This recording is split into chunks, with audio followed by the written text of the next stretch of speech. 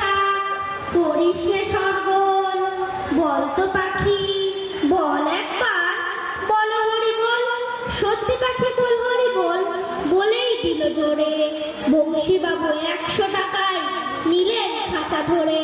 বাড়ি ফিরে সবাইকে জড়ো করলেন ডেকে। জনা 50 লোকের মাঝে বললেন জোরে হেঁকে, এই যে পাখি দেখছো সবাই মথুরার ধাম, এই পাখিটাই দেখবে কেমন করবে হরিনাম। এই ছেলেরা চুপ করে থাক, করিস নে সরগোল। বল তো পাখি বল একবার, বল হরি বল। পাখি কিছুই বলে না তো, চুপটি করেই থাকে। বংশীবাবু রেগে মেগে বলেন তখন তাকে, এত করে সাজছি তোকে, বাড়ল কি তোর জ্বর? দোহাই পাখি বল হরি বল, নইলে খাবি চর। বললে পাখি চুপ করে থাক, এখন আমি শুই, বল